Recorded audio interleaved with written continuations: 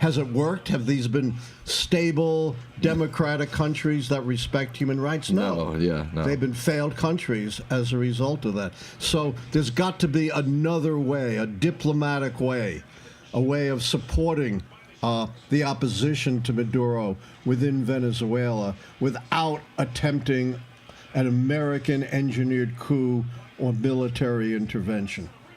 Yeah. I guess that's the dream scenario, but that also seems sort of hard to do, especially with like authoritarian leaders like Maduro. It's like he's not going to just overturn Putin, Xi, Orban. No, I'm not saying I'm not defending the leaders of Cuba. I'm not defending regime change. I'm just wondering if there is a middle ground, if there's another solution. And yes, diplomatic solutions would be great if possible, but the if possible is a major, Well, they're not being used. Okay, I see what you're saying. You have this ham-handed, militaristic approach that Trump has taken, as opposed to trying to deal with the situation in Venezuela through diplomatic means. But come on, let's be realistic. Maduro's not just gonna. We're not just going to come to Maduro through diplomatic means, and he's not just going to be like, oh, you know what? Sure. You know what? I'm stepping down. Here you go. That's not going to happen. No, of course not. But there's got to be enough pressure on him. Let's look what, it was another negative outcome. But popular movements have overturned even stronger dictators than Maduro. I'll give you the example of the Shah of Iran, one of the most powerful strongman rulers in the world, had this incredible secret police force keeping all his opposition in control.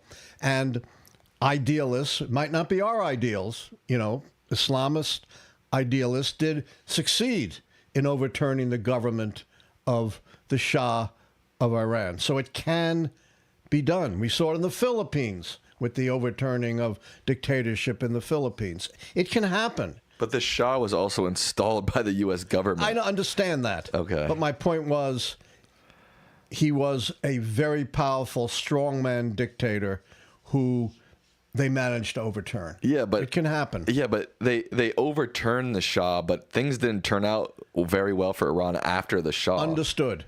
But my only point there was not that I believe in the Islamic Republic, but that was a grassroots, up from the bottom movement that did overturn a strongman dictator. My only point was not to defend the aftermath, but simply to say it is possible that grassroots movements can overturn dictatorial governments. And we've seen that in other examples in parts of Latin America. Brazil, for example, very recently, getting rid of Bolsonaro.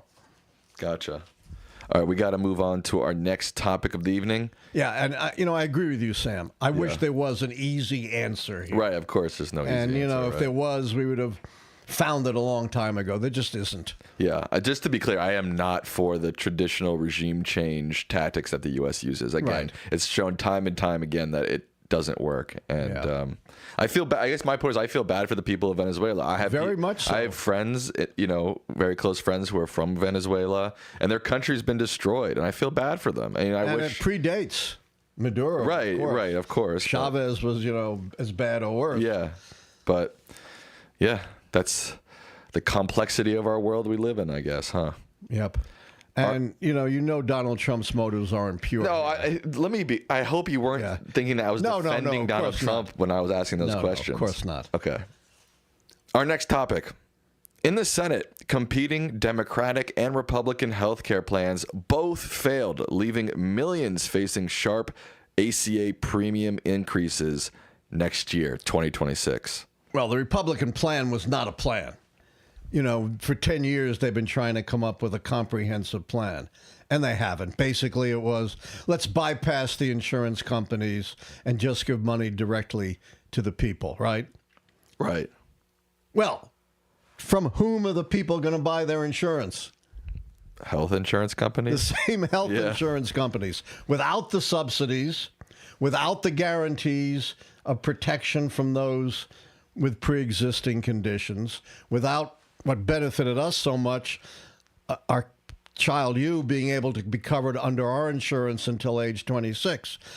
And, who's to say they're even going to spend this money on health insurance? It would just take us right back to the pre-Affordable Care Act era when so many people went without health insurance. So what Democrats wanted to do was a clean renewal, not forever, but I think for a couple of years, of the subsidies, which met the immediate need of protecting those whose premiums were going to skyrocket tens of millions without those subsidies, and a ripple effect on the entire insurance market. And Republicans wouldn't have it because they hate the Affordable Care Act, even though it has vastly reduced the number of uninsured Americans. And while prices have gone up, they would have gone up much more without the Affordable Care Act. And after 10 years, the Republicans have no concept other than basically to go back to the pre-Affordable Care Act era with some, government subsidy support to individuals. You hear Republicans talk about Obamacare, and they're always talking about what a disaster it is. And it's just like, I don't know, my lived experience with it and knowing people who are on it, I'm on the ACA, it doesn't feel like it's this big disaster. It feels like it's kind of a necessary, at the very least, a necessary crutch for healthcare. Yeah, people have voted with their feet. Tens of millions, like yourself, have gotten insurance under Obamacare. It has substantially reduced the percentage of uninsured Americans. And when you have uninsured Americans, Sam, where do they get their health care?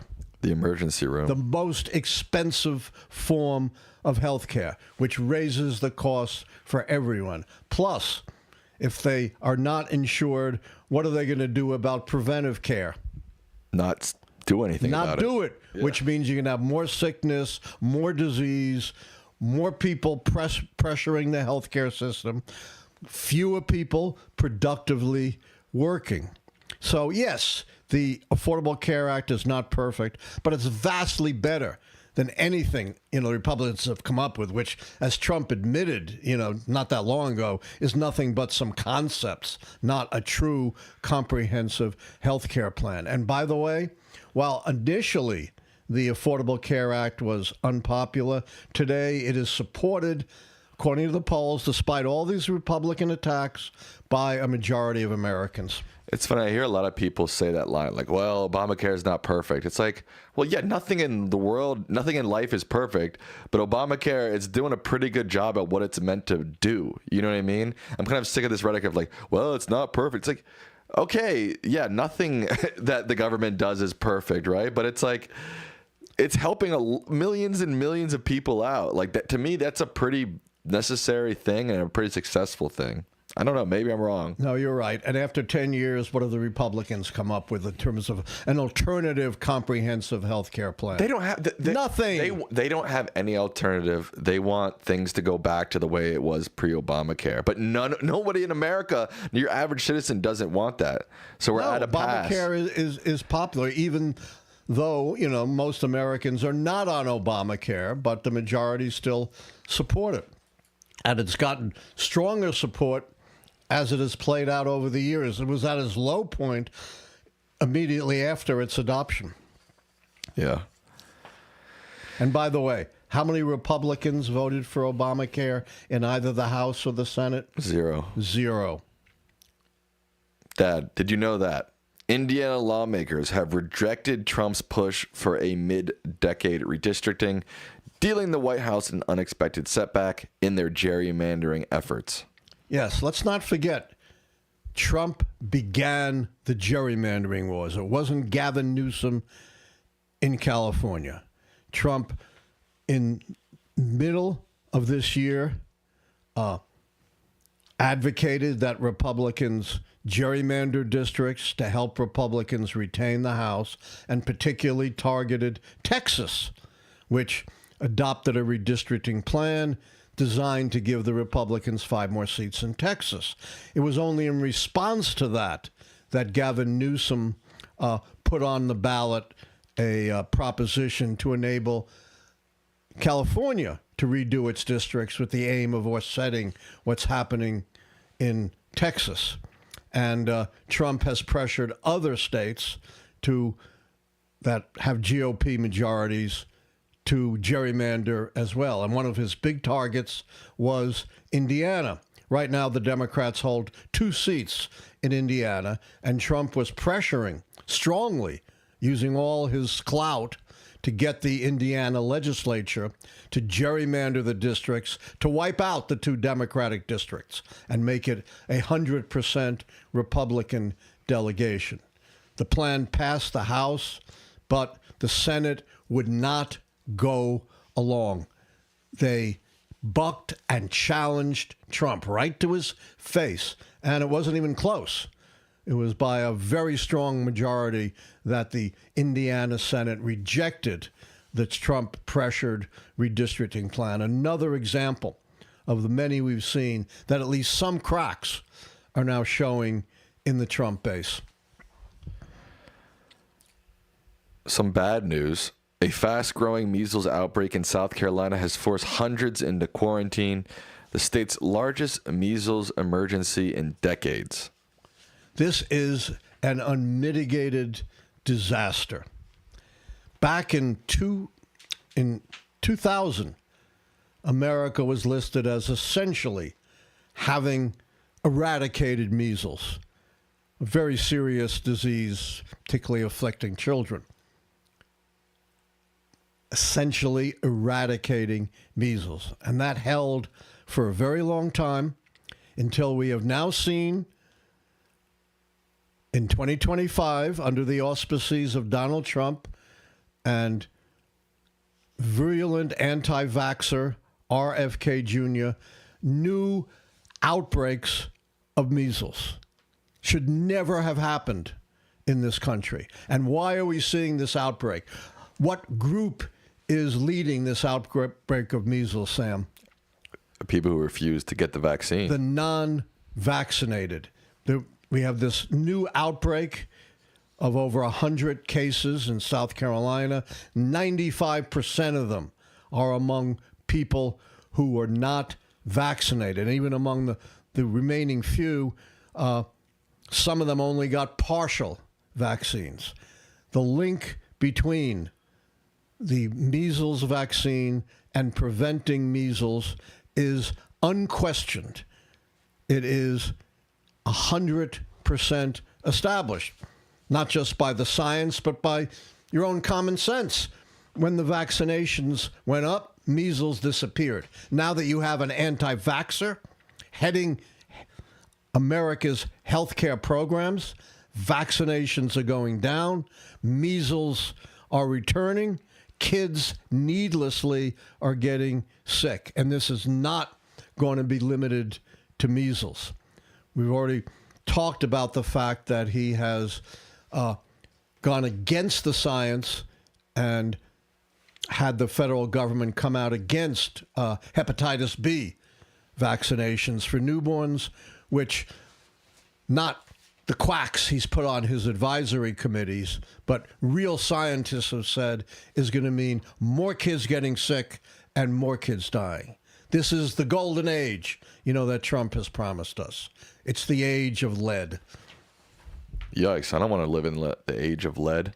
No, you sure don't. And it's not just the threat to our health, the threats of climate change, the disastrous economy with inflation going up, jobs almost impossible to find, the corruption that we've seen within the administration, the revenge policies of Trump. He's supposed to be a populist, supposed to be for the ordinary Americans, and yet ordinary Americans can't find jobs. The prices are going up.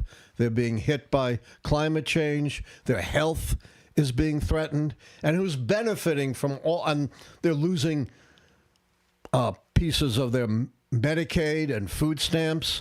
Social Security is more difficult than ever. Medicare is more difficult than ever. And who's benefiting? And our pristine wilderness is Come on, get to your point. Who's benefiting? Come on. Keep coming up with all new right, but things. who's benefiting? Go. And who's benefiting? Rich people. The very, very rich. And Trump admitted that. He said at one time in Mar-a-Lago to his rich friends, I'm going to make you even richer. Speaking of money, a new AP NORC poll shows that Trump's handling of the economy has hit its lowest approval rating to date, driven by concerns over inflation and affordability. This is incredible. You're incredible. At this point in administration, we've never seen numbers like this. Only 31% of U.S. adults now approve of how Trump is handling the economy. That's down from 40% just a few months ago. This is an incredible blowback from the American people, particularly since he still has majority support among Republicans, virtually no support among Democrats, and very minimal support among the critical group of independents, the swing voters who decide elections. And this is one of the explanations, not the only one, why Republicans have suffered such resounding, unexpected defeats in elections held in the off year of 2025. Just recently, as we pointed out, for the first time in 30 years, Democrats won the mayoral election in Miami, and not by 3 points, not by 5 points, not by 10 points, not by 15 points, but by 18 points. And typically, Democrats have outperformed expectations in the polls by double digits, in some cases, high double digits. And overall, reflecting this, age of lead, his overall approval rating is 36%, the lowest in history for any president at this point in his term, including Trump 1. Dad, the House advanced its annual defense bill, and lawmakers are now using it to increase pressure on the Pentagon to release video from the controversial Venezuela double-tap boat strike. More Venezuela in the news. Yeah. I think we talked about before that there is a clear precedent that what they did in killing the two helpless survivors, clinging to the side of a boat that was blown up in half, clinging for nearly an hour before that second strike, posing no threat to anyone, that based on the World War II precedent, this was a clear war crime and a crime against humanity. And in that World War II precedent, the German crew of a submarine, after they sunk a British transport, a Greek ship that the British had commandeered, executed survivors who were helpless, clinging to rafts and wreckage, exactly parallel to what happened on September 7th. Not only did a British court find 5 crewmen, the commander and some of his subordinates, guilty of a war crime, they sentenced 3 of them to death. That's how serious it is to commit this crime. And the judge advocate said, there could be no question. While sometimes it's difficult to distinguish between a legal and an illegal order, executing helpless survivors has, throughout history, been not only illegal, but against the most basic moral principles. Absolutely, he should release this. No excuse for it. They already had a video of the first strike. They had videos of lots of other strikes. What possible new, information that's, classified could have been revealed in a second blow-up? Moreover, they showed detailed operations, right, Sam? Right. Of the seizing of the tanker. No problem, because we like this one with regard to sources and methods, but somehow we can't show a second boom boom of the September 2nd strike on the alleged drug smuggling boat. And remember, too, this is the guy who put operational details of an attack that was yet to come on an unauthorized, unsecure signal chat. What an idiot. And now he's saying we can't release the videos for some reason because of national security. Do you know that nearly 8 years after Trump said the phrase, quote, shithole countries, Trump has now confirmed he did use the phrase shithole countries, a comment he long denied making. Yes, Trump is notorious for denying things he actually said. Just recently he said, I have no problem releasing the video of this September 2nd strike. Then just a few days later, he denied saying it, even though he was right on video where everyone could see saying it. And, of course, many years ago, he denied calling these countries shithole countries. Now he's called them that again and admitted that's what he said this many years ago. And this is a guy who claims to be the least racist person on the planet. Yeah, I mean, it's just too laughable. I don't even have to comment on it. All right, our final topic before we go to questions. A federal judge has ordered the release of Kilmar Abrego Garcia from ICE custody, ending a detention advocates say was unlawful. Yeah, this is a guy that the Trump administration has been relentlessly targeting him, violating a court order, sending him to this notorious hellhole in El Salvador where he wasn't supposed to be sent, claiming we can't get him out, and then they got him out. And now this judge has found and subsequently detaining him. They have been brazenly, once again, violating the law. And finally, there has been some justice for Abrego Garcia. By the way, in terms of targeting people that they don't like, we just got the news today, Sam, that for a second time, a grand jury has refused to re-indict New York State Attorney General Letitia James. That's 0 for 2 in the attempt to re-indict her. And by the way, Idiots. what's the old saying about a grand jury? Ham sandwich. You can indict a ham sandwich because only the prosecution presents the case. The defense has no role. And it is incredibly extraordinary that twice now they've struck out with grand juries, just showing that this was a baseless, vindictive prosecution. And I think we talked about it last week. New reporting shows that at least twice Trump has done exactly what they're accusing Letitia James of doing, claiming that a rental property is primary residence. And it was much more brazen than anything they're claiming Letitia James has done. All right, we will now transition into the second half of our show where we answer member questions, donation questions. We have almost... Speaking of donations, we can use some. Sure. Course. Keep this show alive. It's not easy. A lot goes behind the scenes. Behind the scenes. Ooh. We have, according to my counter, we have 856 people watching, but only 303 likes. Make sure you like the stream. It helps us a lot. If you're not subscribed, subscribe right now. And make sure you turn on that notification bell so you know we're live. And if you're not watching live, make sure you subscribe. Turn on the notification bell. It's not just for the live folks. And George Polite is with a $7.99 Australian dollar donation. Thank you very much, George. I have a question for you, Sam. Does Paramount, which is now trying to take over Netflix, do they own CNN? No, CNN is technically under Warner Brothers. So if they were to... if Warner Brothers was to take it over, whoever ends up owning Warner Brothers will also own CNN.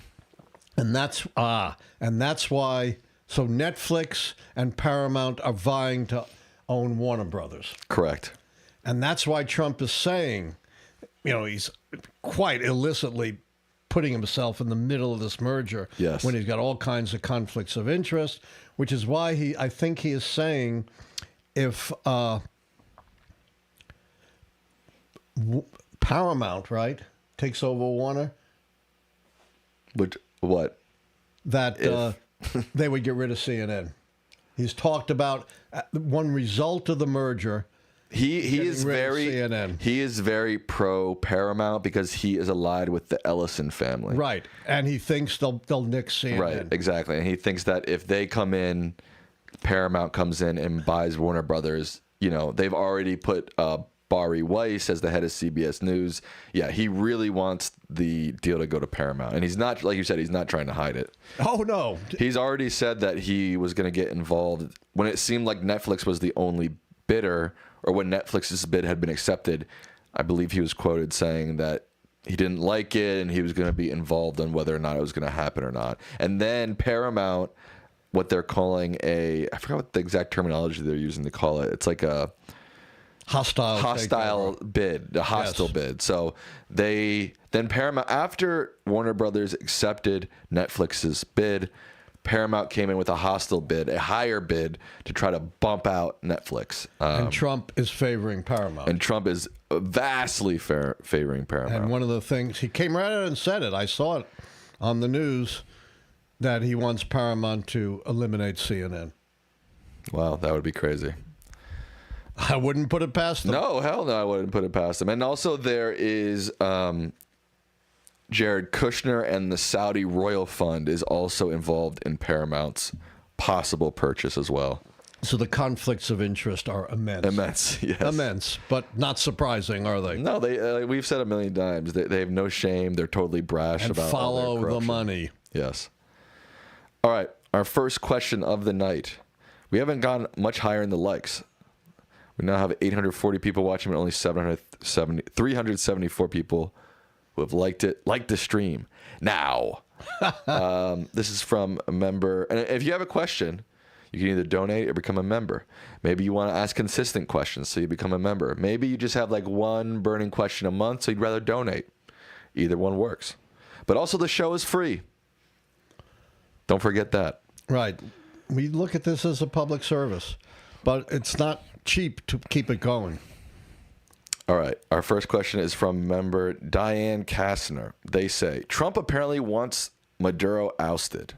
Why? We've answered that a lot of times. The money. The possibly. money, the oil, the largest oil reserves on the planet. Is he actually in a position to make this happen? I think we've answered that too. Militarily, if he wants to He can do it. do that, he can. But here's something maybe we haven't answered. Who would take Maduro's place? And does Trump have a replacement in mind? You know, I don't know who would take his place, and I'd be shocked if Trump had a credible replacement. This is one of the great disasters of regime change in Iraq. Give you some historical perspective again. When George W. Bush, Colin Powell, Dick Cheney overturned Saddam Hussein, with Cheney and Powell reversing the position they held during the early 1990s Gulf War, when they said, don't overturn the regime. As bad as Saddam is, he's holding together a country that is riven by strife between the Shiites, the Sunnis, and the Kurds. That's when Colin Powell articulated his famous pottery barn theory.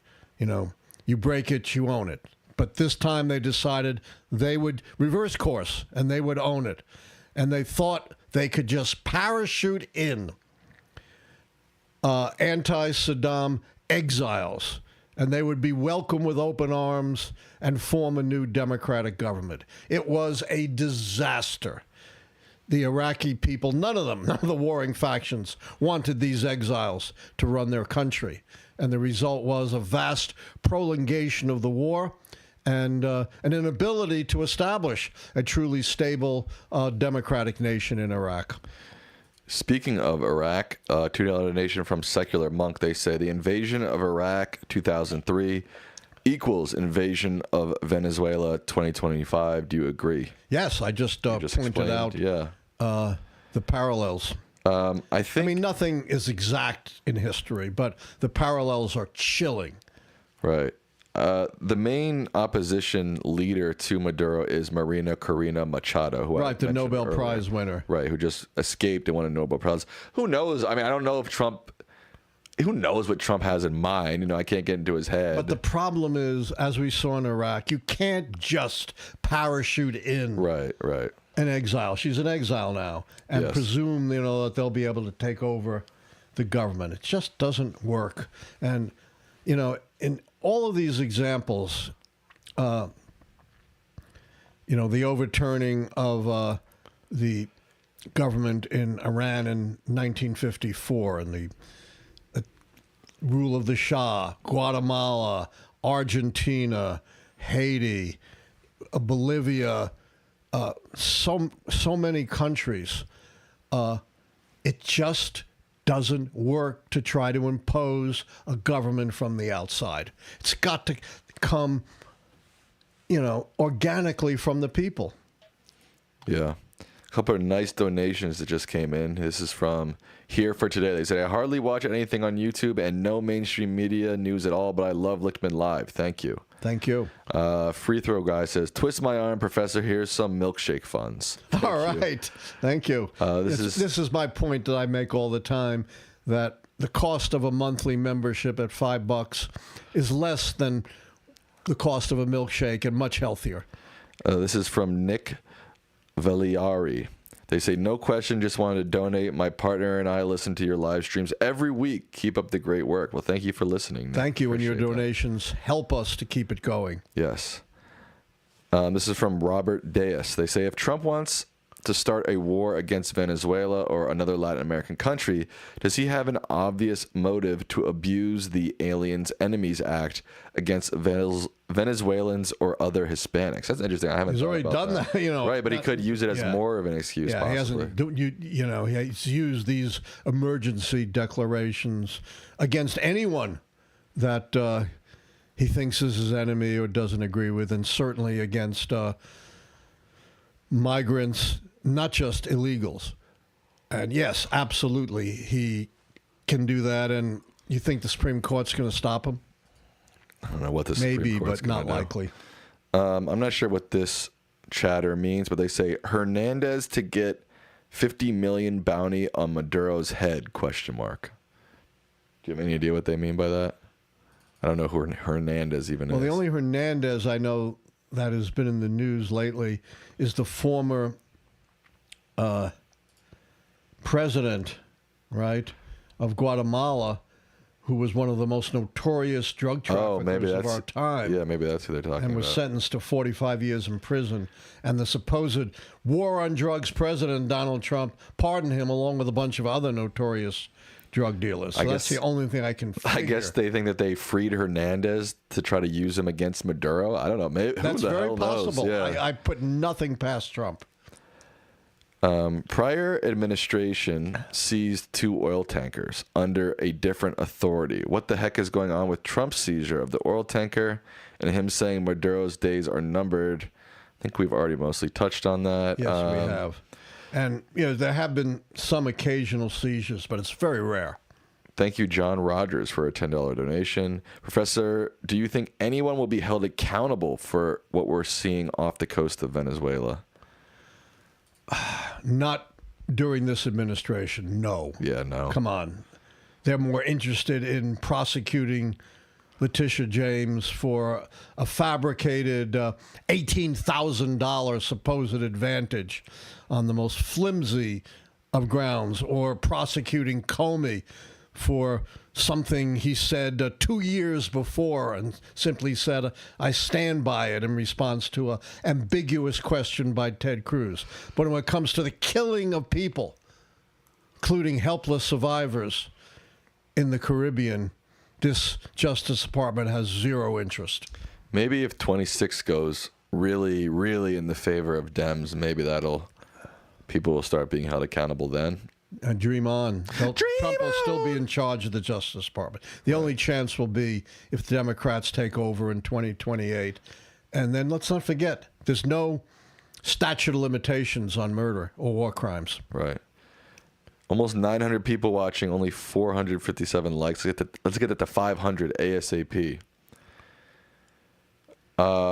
This is from Patrick Murray. Oh, one of our good friends.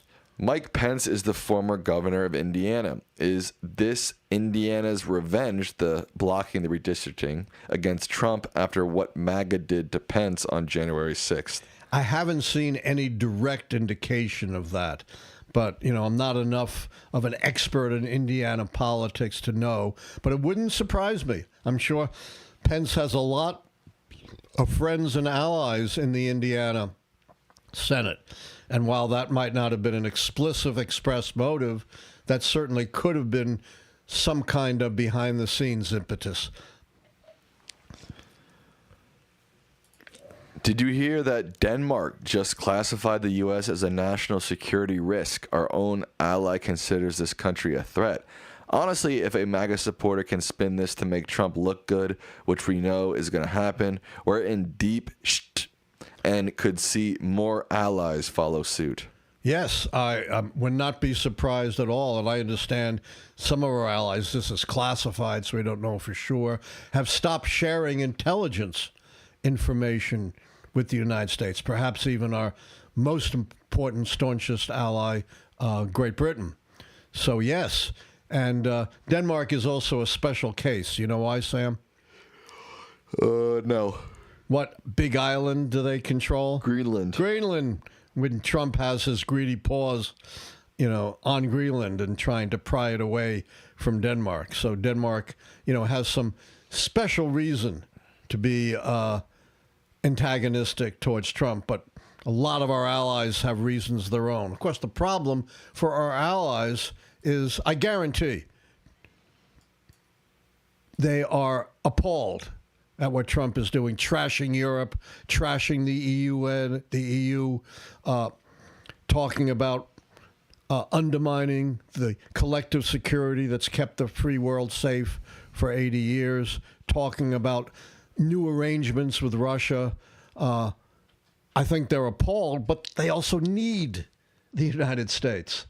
And it's very difficult to make a break. And how do you deal with Trump? There's only two ways to do it. You flatter him or you bribe him, in effect. You line his pocket or you line his ego. Yeah. This is from DNA. They say, all anyone needs to know why we are where we are, just talk about United Fruit Company and what they have and what they had the federal government do in Latin America. Run, tell that professor, you break it, you bought it, America. Absolutely right. The United Fruit Company was, the big international U.S. corporation that was exploiting the people in Central America and including Guatemala. And they were very much lobbying for the overturning of the Arbenz government that in 1954 the Eisenhower government actually achieved with the disastrous results that follow. So yes, it was the United Fruit Company. It's one of the reasons, a horrible pejorative term, banana republic. Well, the United Fruit was greatly behind it. Now it's no longer the United Fruit. It's the big oil companies. Right. The Georgia State House district that the Dems flipped the other night, that Trump won by 12 to 13 points, was actually gerrymandered by the GOP by splitting the city of Athens into 3 red districts. Given the Dem still won there, could this be a sign that the GOP gerrymandering is starting to backfire on them? Absolutely. We pointed this out last week. The advantage of gerrymandering is you can spread out your votes to convert Democratic-leaning districts to Republican-leaning districts by diluting some of the overwhelming Republican districts. The problem is you're spreading your votes thinner. And if there is a big wave like we saw in 2025 and like we see in this Georgia district or in Miami, then those seats that supposedly are gerrymandered to favor Republicans could well backfire and be won by Democrats. So don't assume, for example, that the gerrymandering in Texas... God, our dog is a dog wants to hear Lichtman live. Yeah. So don't assume, for example, that the gerrymandering in Texas is necessarily going to net the Republicans 5 more seats. That's what it's designed to do, but it's not invulnerable to the kind of Democratic advantage that we've seen this year.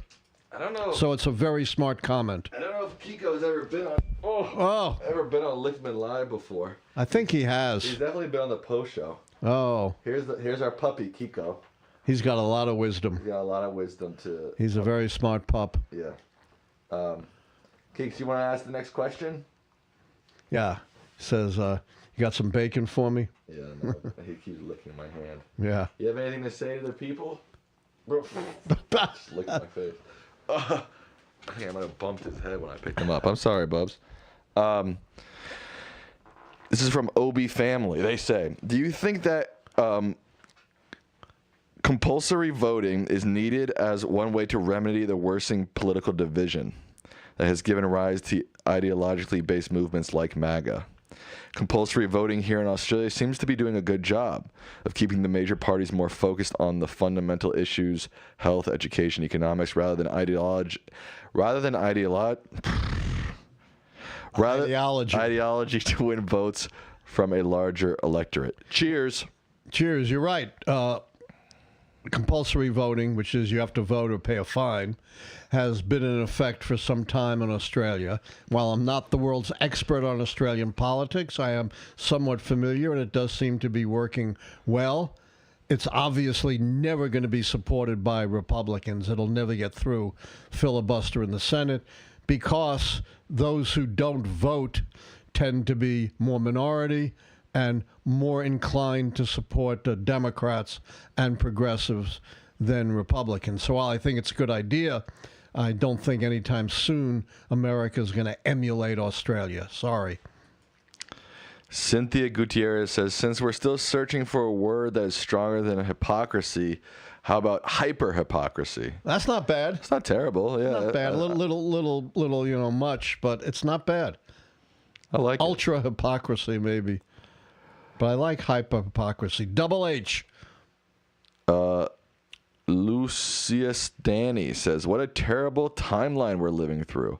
What types of reforms will it take to get our country back to a functioning democracy? Oh, my God. How much time do we have to answer that question? I'll refer you to my book, 13 Cracks, Reforming American Democracy After Trump.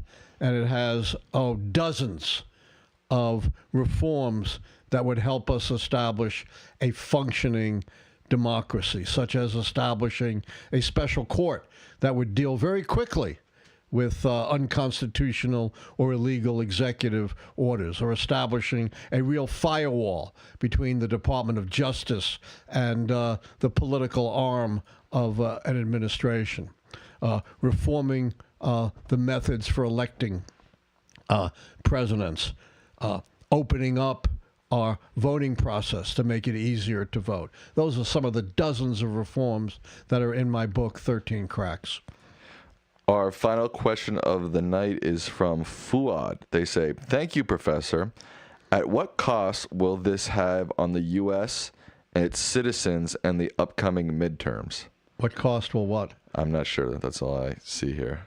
I'm not sure. At what cost will this have on the U.S. and its citizens and maybe the issues in Venezuela? How will this affect U.S. citizens in the upcoming midterms? I'm not sure. I guess it all depends on what's going to happen in Venezuela.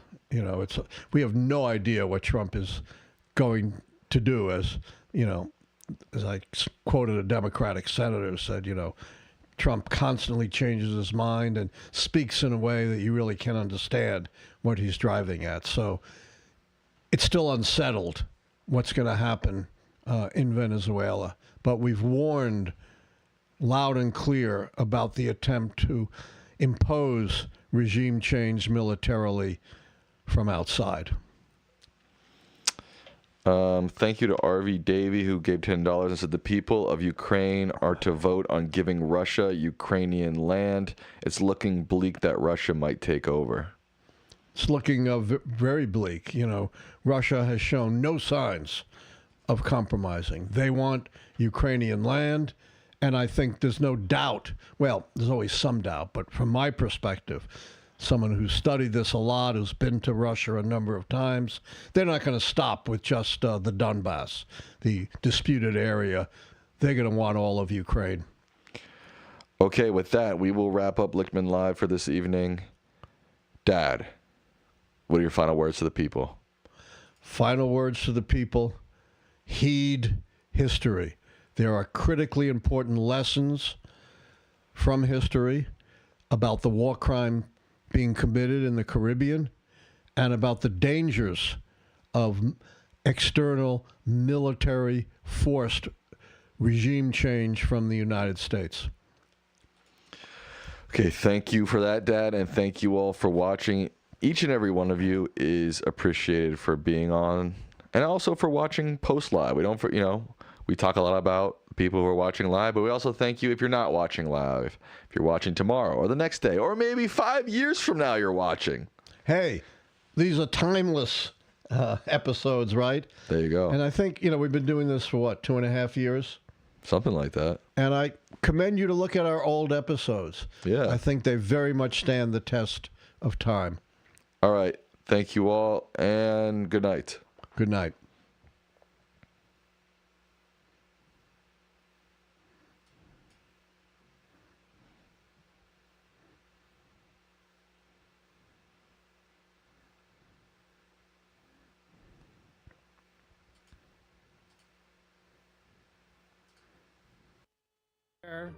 A border, a media space, and a lot of the same problems.